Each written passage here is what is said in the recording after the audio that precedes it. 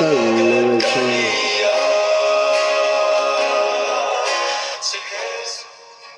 mga sa kita yung atak na sa kabuntagon adlaw Lunes pizza 23 sa Pebrero.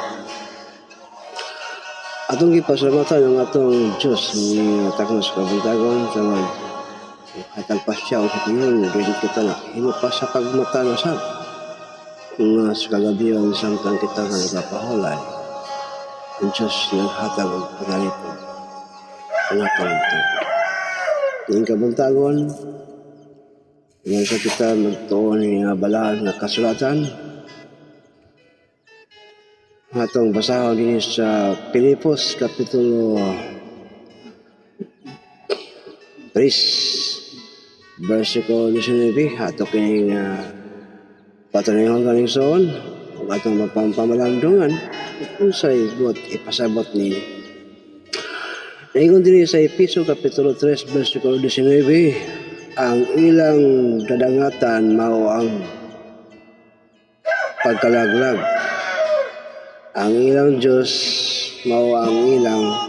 tiyan ang ilang gipasigarbo mao ang ilang kaulaw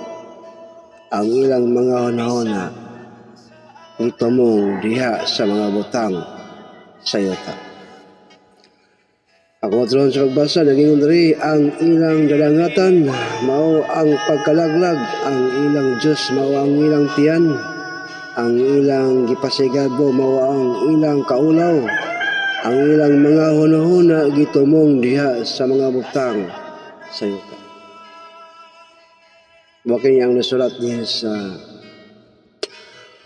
balaan kasulatan sa Pilipos Kapitulo 3 versikulo 19. Ang ilang dadangatan mao ang ilang pagkalaglag ang ilang Diyos mao ang ilang tiyan ang ilang gipasigarbo mo ang mga butang nga makita dinhi sa yuta. Atong panunaan bayuson nga kining kalaban sa Diyos nga mao ang Yawa nga samtang duha pa ka tawo ang tao sa kalibutan si Adan pa o si Eva ningon ang Diyos kaninang duhag ayaw kamo pagkaon nga ng kahoy nga nag-ila sa mayo o dotan. Kaya nga makakaon mo niya na makasala ka mo. Kung sa'y gihimo sa Yawa, kung sa'y gihimo ni Satanas, gilubag niya ang mga sulti sa Diyos. Yang gilubag, yang giusab, ang Yawa mo gitig-usab yun sa sugo sa Diyos. Mo itig-revise ba? Yang usbon. Ug iya pa kini ipasabot ngadto sa tao para ang tao malipat mamalibuhat ni Satanas lipat ra magini so nalipat si Iba og mikaon sa bunga nga gidili sa Dios mo gyapon karon panahon na isoon karon nga panahon na mao ra gyapon ang gigamit ni Satanas lipat ra gyapon no dili mga pagkaon nga gidili sa Dios pero gilubag gyapon ni Satanas siya pagitig daot sa mga pahigmag mo sa Dios siya gud ang tigusab aron malipat ang tao wala lain di na ito ikapasangil kang militar Polano nga siya manggod dili dito nato siya dito nato siya rumbo kang Satanas kung siya ang tiglubag sa mga polong sa Diyos nga naghatag kato ang pahimag mo aron unta kita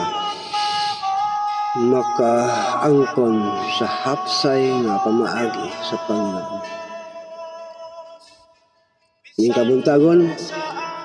Exxon, hinaot nga atong patalinghugan ang giingon dinhi sa Pilipos kapitulo 3 bersikulo 19 nga nagingon, balik ko na pagbasa, ang ilang dadangatan mao ang pagkalaglag, ang ilang Dios mao ang ilang tiyan, ang ilang gipasigarbo mao ang ilang kaulaw, ang ilang mga hunahuna gitumong diha sa yuta. Mayong buntag